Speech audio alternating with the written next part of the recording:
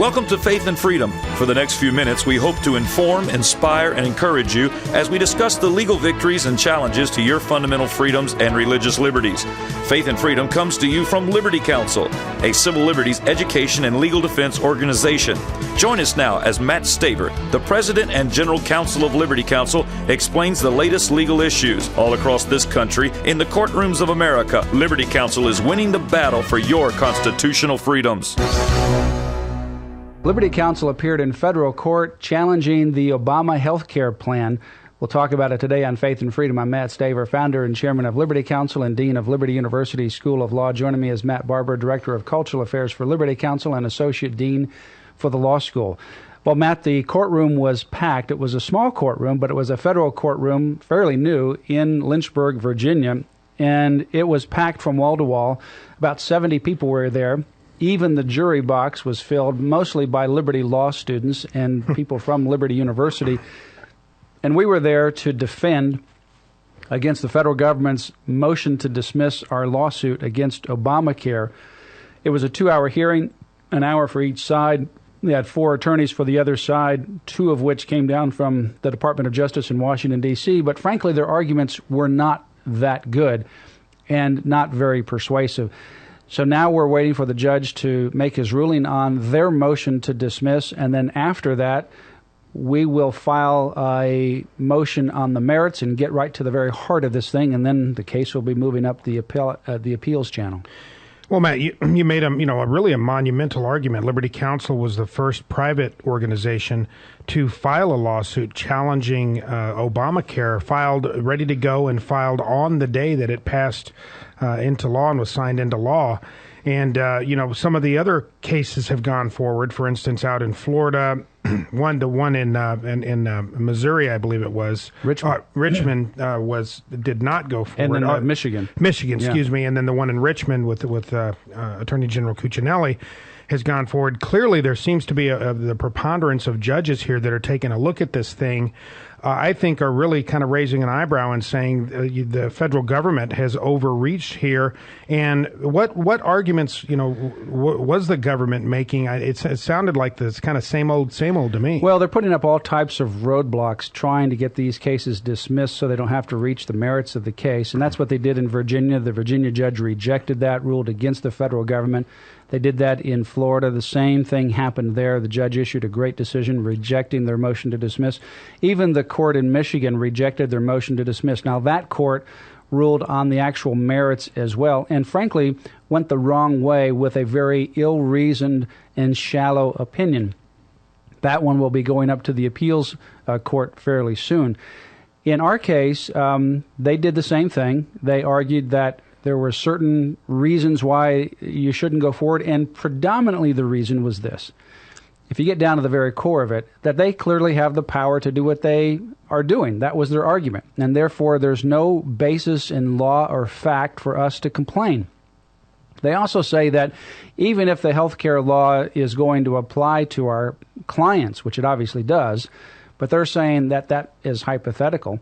Even if it does, it's not until 2014. So what's the rush? So just wait until 2014 until it all is put into place and then come back to court. That's essentially their argument. But that's flawed in several respects, and I'll just touch on them. We can expand on it. First of all, this is unprecedented what Congress is doing, so it's not clear that Congress has the authority to do it. In fact, it's clear, in my view, that Congress does not have the authority to do it. We've never allowed Congress to regulate inactivity or simple decisions. That's what they're doing in this case. And secondly, the health care law, yes, it finally and completely and fully goes into effect in 2014, but it also goes into effect now, and certain things are having to be done now, not in 2014, in order to prepare for the full impact. Liberty University has to do things now in 2010 and 2011, 12, 13, and 14 in compliance in compliance. Yeah. Well, that argument is like saying you're standing on the train tracks and, well, the train is barreling down the tracks, but it's not right on top of you yet, so there's no hurry to do anything. No, you get off the tracks. That's what we're doing here, Matt. Now, the government is citing, and we have seen a trend in recent years, really in recent decades, where the government is I think, I don't think the word abusing is too strong of a word here. The Commerce Clause of the United States Constitution, it really as a power grab to grab control over the powers of the state, the powers of individuals, things that clearly the Founding Fathers, the Constitution does not allow for. Once again, here we have the federal government doing the same thing, but to a degree, I think, even greater than we've ever seen before. That's exactly right. You've got they're saying that the Commerce Clause gives them the authority to do what they're doing. That's one of their arguments. And commerce, by virtue of its nature, regulates activities, that you're doing something. Usually you're doing something that crosses state lines. You're engaging in commerce, what we'd normally think of as commerce, that affects another state. There is the rare situation where you might be engaging in something that's only inside the state, and the aggregation of that may affect other things that are being regulated outside the state. But either way, you're engaging in activity. In this particular case, paragraph 17 of the answer that defendant Sebelius filed in the Richmond case, she said that the decision to not have health care is an economic decision that has substantial impact on interstate commerce. Now, she's saying that the Commerce Clause regulates decisions, your decision to do something or not to do something, not the doing of it. Right. It regulates negative behavior, not affirmative behavior. That's right. So your decision, I don't want to participate in commerce. Yeah.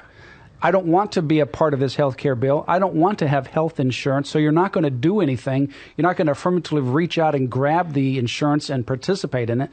That decision alone is something that can be regulated. The amazing and breathtaking proposition and conclusion of that is this. By virtue of being a lawful resident, you therefore can be regulated and Congress can force you to buy something. By virtue of being a lawful resident, because it doesn't apply to illegal aliens, right, and it doesn't apply to people who are incarcerated, by virtue of your birth and your lawful residence here in the United States, that act alone allows Congress, in their idea, to regulate you and force you to buy a particular product. It's such a convoluted argument because they're trying to frame it in a way that makes it sound like they're simply regulating commerce, but in reality they're turning logic and reason on its head. They're trying to force you to do something against your will that the Constitution does not grant power for the federal government to force you to do. This is unprecedented. And really, it's quite scary. Now, Matt, they're also looking at, just in case the Commerce Clause doesn't work out so well for them, they're taking it up another level, and they're throwing the umbrella of the necessary and proper clause. Necessary and proper and taxing and spending. Now, necessary and proper does not give you an independent constitutional right. It is a clause in the Constitution that says Congress has the authority to do whatever is necessary and proper, but it is doing what's necessary and proper to put in practice to implement an enumerated constitutional right. So if Congress has an express right in the Constitution, then it has the authority to do whatever is necessary and proper to implement that right. So it doesn't give you independent rights. You have to go back and find out what does the Constitution give them as a right to do this. And the answer is, well, they go back to the Commerce Clause again. Well, no, the Commerce Clause doesn't. Well, then the other thing they say, well, how about taxing and spending? That sounds pretty good. Congress can can tax things what they can't regulate, just like the highway. They can say we're going to give certain tax breaks to the states if you do this particular speed limit, even though they can't force you directly to do it. The problem is this. The health care bill never relied upon the taxing and spending clause. And the mandate is a penalty, not a tax. Which they said up front while they were debating the That's right. In order to pass it, they pushed it to the American public and sold it to the American public. This is not a tax. Now, there's other taxes in the bill on tanning spas and other kinds of things and certain kinds of health insurance. But the mandate, the penalty that everybody has to buy insurance, and the penalty for not buying insurance is a penalty, not a tax.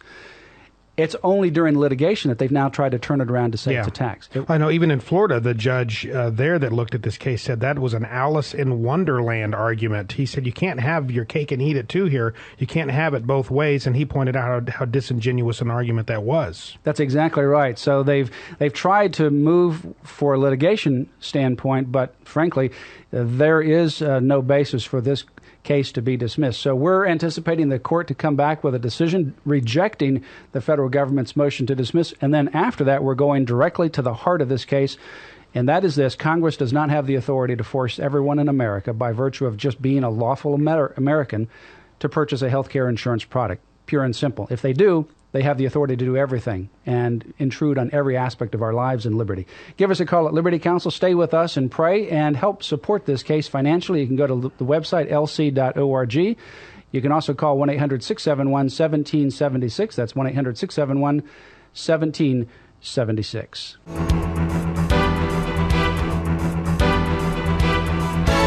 You have been listening to Matt Staver of Liberty Counsel. Our hope is to encourage and inspire you to stand up for your faith, family, and freedoms. We can accomplish a lot when we work together. Get informed and get involved today. Sign up for our free monthly newsletter, The Liberator. We will send it out to you free of charge. Stay informed with our Liberty Alert email update. Just click on the website at www.lc.org or call us at 1-800-671-1776. Tune in next time to learn more about your rights right here on Faith and Freedom.